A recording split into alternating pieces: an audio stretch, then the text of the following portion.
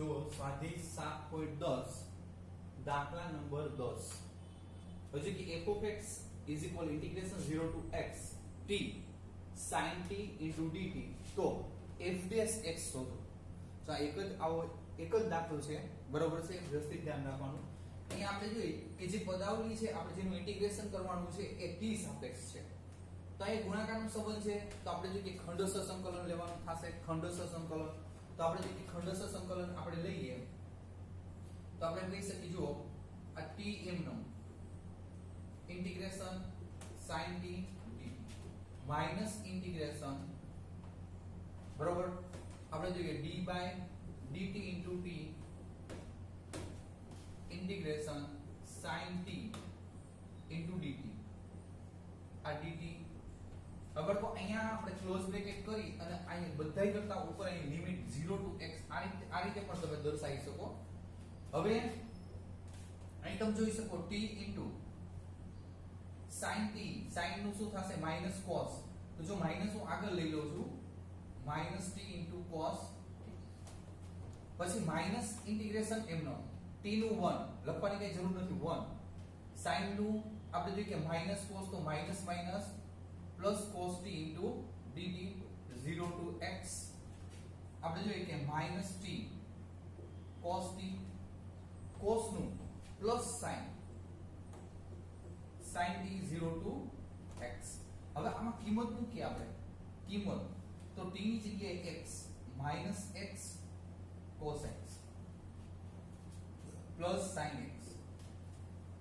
હવે 0 મૂકશો ને t ગુણ્યા 0 એટલે આપો 0 sin 0 0 એટલે 0 વાળું કઈ લખવાની જરૂર નથી એટલે તમને આ મળે છે f of x. તમારે શોધવાનો છે f dash x. તો આનું આપણે જે કે વિકલન કરવાનું થશે f dash x, x ની સાપેક્ષ વિકલન f dash x is equal. હવે જો માઈનસ છે હું થોડી વાર માટે બહાર કાઢી લઉં છું. આ ગુણાકારનો સંબંધ છે x m નો cos નું વિકલન, બરાબર છે, minus sin t plus cos m નો, બરાબર છે, x નું 1 લખવાની જરૂર નથી પ્લસ sin નું cos x. માઈનસ લઈ દઈએ તો minus minus plus x sin t minus cos x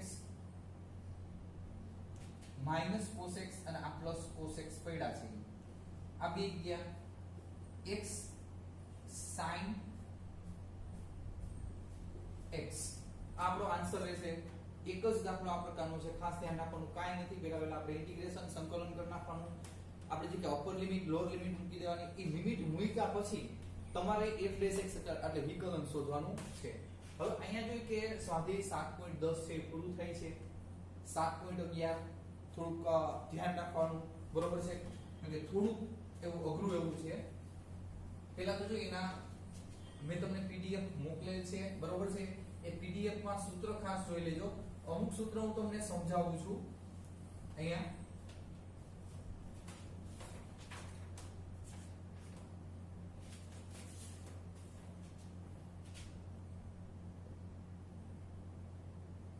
આપણે જે કે ગુણધર્મ કેના માટે સ્વાધ્યાય 7.11 માટે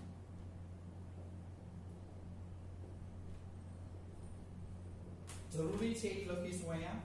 પહેલું છે integration a to b f of x dx is equal integration a to b f of t at dt. Number 2 integration a to b f of x dx is equal minus integration b to a f of x dx. આપણે જોઈએ number 3 integration a to a f of x dx is equal 0. number 4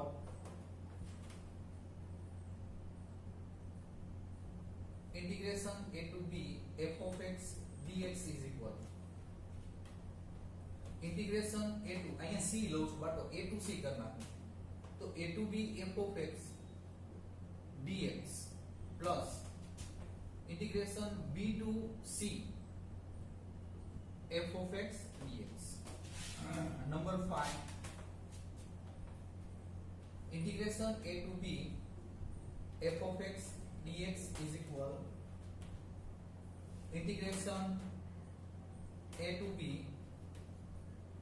a plus b minus x f of a plus b minus x into dx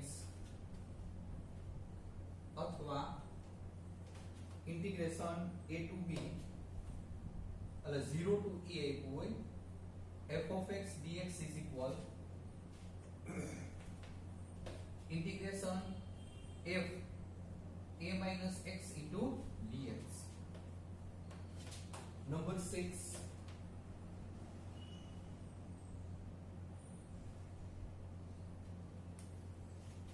zero to 2a f of x dx equal to 0 to a f of x dx. હવે બે છે એ હું તમને જ્યારે આપણે દાખલા ચાલુ થશે ત્યારે હું તમને ગુણધર્મ સમજાવી પેલા આપણે સમજી લઈએ.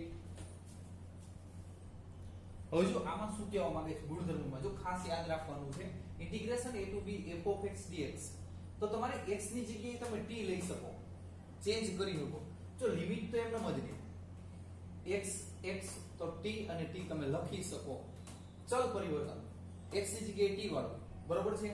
હવે integration a to b f of x dx is equal, જો તમે લિમિટ આ ઉલટાવો બાળકો, લિમિટ તમે ઉલટાવો તો અહીંયા વિરુદ્ધ નિશાની થાય, માઈનસ હોય તો પ્લસ, પ્લસ હોય તો માઈનસ. એટલે મેં લિમિટ ઉલટાવી, જો a ઉપર b નીચે લઈ લીધા તો અહીંયા માઈનસ કરી નાખ્યા. પછી લિમિટ a to a, બરોબર છે. જો અપર લિમિટ અને લોઅર લિમિટ સરખી હોય f of x dx તો એનો આન્સર 0 થાય, બરોબર છે. લિમિટ સરખી હોય, અપર લિમિટ અને લોઅર લિમિટ સરખી હોય તો એનો આન્સર 0. લિમિટ આપણે જોઈએ કે a to c, બરોબર છે, a to c f of x dx, તો આપણે જે કેમ કહી શકીએ કે ધારો કે આ રીતે હોય 3 less than x less than a 5, તો આને બે ભાગમાં વિભાજિત કરી શકાય, 3 to 4 અને 4 to 5, બરોબર છે. એવી રીતે તો જો a to c a to b f of x dx plus b to c f of x dx, તમે લિમિટ મોટી આપી હોય તો બે ભાગમાં અથવા તો બે થી વધુ ભાગમાં તમે વિભાજન કરી શકો. હવે number 5, integration a to b f of x dx is equal, હવે આ બે જે લિમિટ છે એનો સરવાળો માઈનસ x, આ થીટા હશે કે ગમે તે હશે, બરોબર છે. a plus b minus x એટલે કે f of x a plus b minus x, અથવા અહીંયા 0 હોય તો અહીંયા a છે a to b, પણ 0 હોય ત્યારે 0 plus a એટલે a જ રહેશે. એટલે અહીંયા f of x dx, તો તમારે અહીંયા એટલું જ લખવાનું f a minus x, આ વારંવાર આવશે, આમ બે યાદ રાખજો, બરોબર છે. અહીંયા a plus b minus x, અહીંયા અપર લિમિટ લોઅર લિમિટ નો સરવાળો કરો તો a જ થશે, તો a minus x લખવાનું, a minus x. પછી અહીંયા નંબર 6 માં 0 to 2a f of x dx, અહીંયા લિમિટ 0 to 2a, તો આ 2a ને અડધા, બરોબર છે, અડધા કરવા હોય એટલે અહીંયા 0 to 2a તો અડધા કરવા હોય તો આગળ 2 મૂકી અને લિમિટ છે અડધી કરી નાખવાની. ધારો કે અહીંયા 4 હોય તો અહીંયા 2 થઈ જશે, અહીંયા 2 વડે ગુણી નાખવાના આગળ ગુણધર્મ અનુસાર, રેડી. તો 0 to a થઈ જશે. 0 to 6 હોય તો 0 to 3 કરવા માટે આગળ 2 વડે ગુણી નાખવાનું. લિમિટ આપણે જોઈએ કે અડધી થઈ જશે, બરોબર. અહીંયા 0 to 2a 0 હોવો જરૂરી છે એના જેવું, બરોબર છે. તો હવે આપણે જોઈએ કે આ ગુણધર્મ થયા 7.11 માટેના. હવે જોઈએ કે એના માટેના એક બે દાખલા આપણે જોઈએ.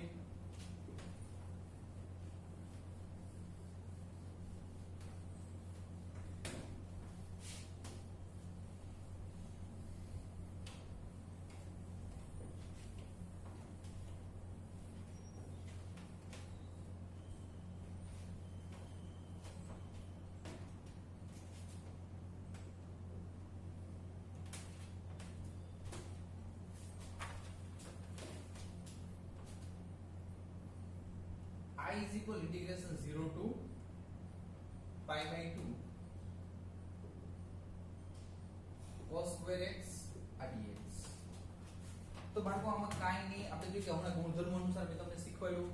આપણે જોઈએ કે આ 0 to a, તો x ની જગ્યાએ અહીંયા જે x છે, x થીટા વાળો x હોય ત્યાં x ની જગ્યાએ આપણે શું લખી શકીએ, a minus x a is equal pi by 2 છે તો અહીંયા તમે એમ કહી શકો આ નંબર 1 કહી દે જો રીત ખાસ જોજો આપણે જોઈએ કે ઇન્ટિગ્રેશન 0 ટુ a આ cos સ્ક્વેર a ની જગ્યાએ pi by 2 minus x બરોબર છે pi by 2 minus x into dx તો આપણે આનું સાદું રૂપ 0 to a cos square pi by 2 minus x એટલે sin સ્ક્વેર થઈ જશે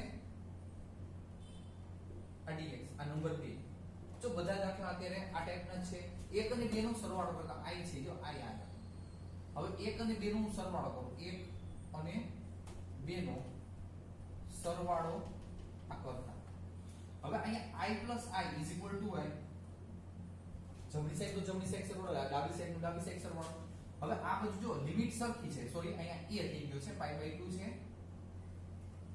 pi by 2 હવે જો લિમિટ સરખી છે તો એક વખત લઈ લેવાનું 0 to pi by 2 બરોબર છે cos square plus sin square અને dx બહાર કાઢ નાખો cos square x plus sin square x આ dx સામાન્ય તો તમે આ જોઈ શકો આ 1 છે કેટલા 1 નિત્ય સમઅનુસાર તો આપણે એમ કહી શકીએ કે therefore 2i is equal integration 1 dx અને આપણે જો કે 0 to pi by 2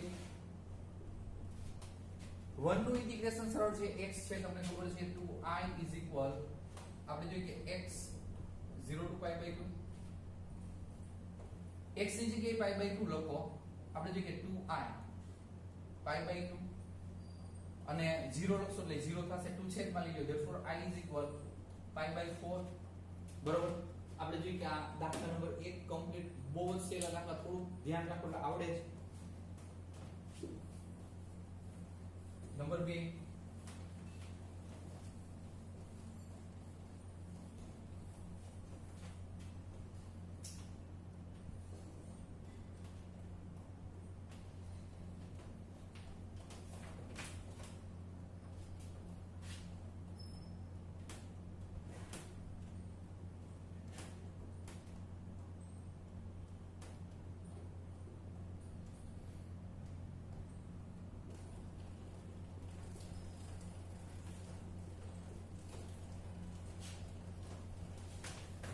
બરાબર આ દાખલો પણ એ જ રીતે 0 to pi by 2 છે એટલે અહીં x અહીંયા x અહીંયા x ની જગ્યાએ pi by 2 minus x બધે જ જે ફેરફાર થાય અંશછેદ બધેમાં x ની જગ્યાએ pi by 2 minus x આ થીટા હોય ત્યાં આને નંબર 1 કહી દો ત્યારે I 0 to pi by 2 under root sin pi by 2 minus x upon under root sin pi by 2 minus x plus under root cos pi by 2 minus x into a dx સાદું રૂપ 0 to pi by 2 બટો sin under root માં sin pi by 2 minus x is equal cos x a dx under root માં sin pi by 2 minus x is equal cos x cos pi by 2 minus x is equal sin x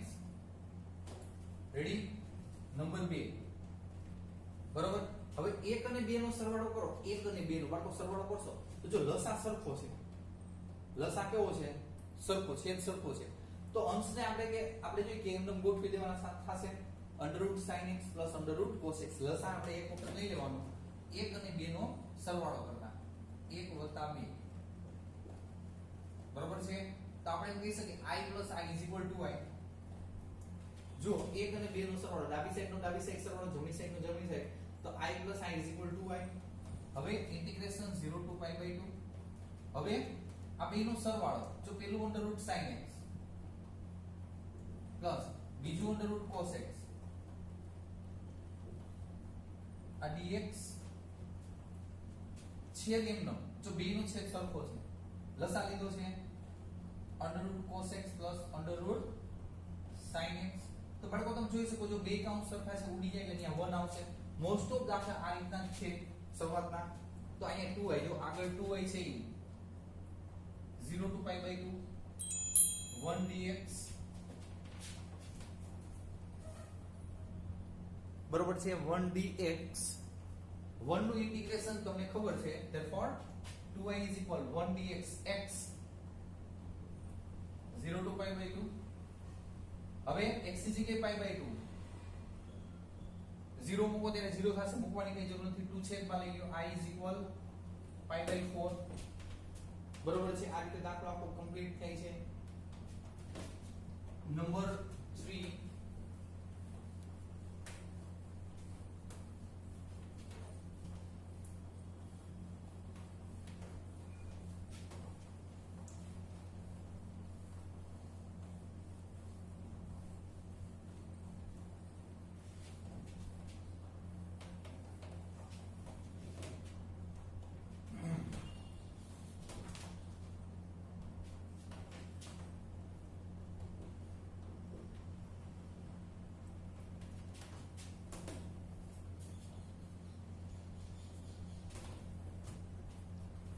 છોકરો time I is equal integration 0 to pi by 2 sin 3 pi by 2 into x dx plus sin 3 by 2 into x plus cos 3 by 2 into 3 by 2 x, sorry, integration 0 to pi by 2 sin raised to 3 by 2 x upon sin raised to 3 by 2 x plus cos raised to 3 by 2 x.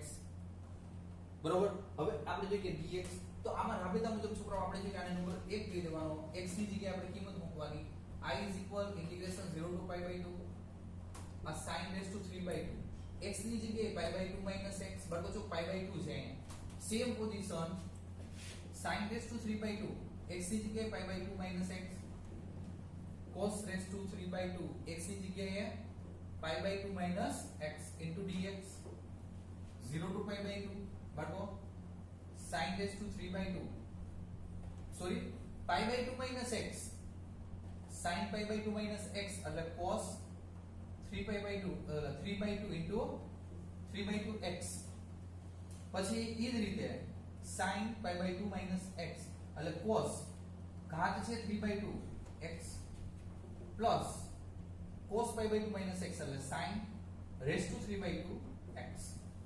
આપણે આ dx આ number 2. હવે એ જ રીતે જો 1 અને 2 નો સરવાળો,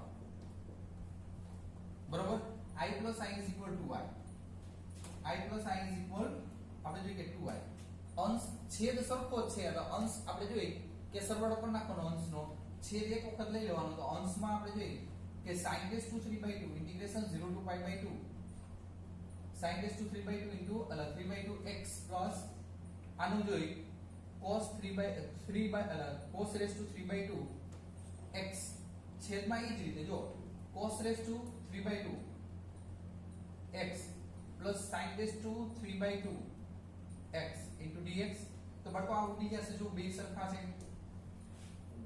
એટલે 1 થઈ જશે. આગલા દાખલા અનુસાર જ રહેશે, જુઓ therefore 2i integration 1 dx I 0 to pi by 2. હવે આનું ઇન્ટિગ્રેશન સરળ જ છે બાળકો, તમને ખબર છે આ x 0 to pi by 2, હવે આ 2i x નું x ની જગ્યાએ pi by 2 2 છેદમાં pi by 4, લગભગ આપણે જે કે શરૂઆતના 3 થી 4 દાખલાનો જવાબ pi by 4 જેવો જ આવે. રેડી, અહીં સુધી રાખીએ, વ્યવસ્થિત જોઈ લેજો. અહીંયા આપણે જોઈએ કે ઘાત કેટલી 3 by 2 છે, x raised to 3 by 2 x sin raised to 3 by 2 x, sorry, x raised to નહીં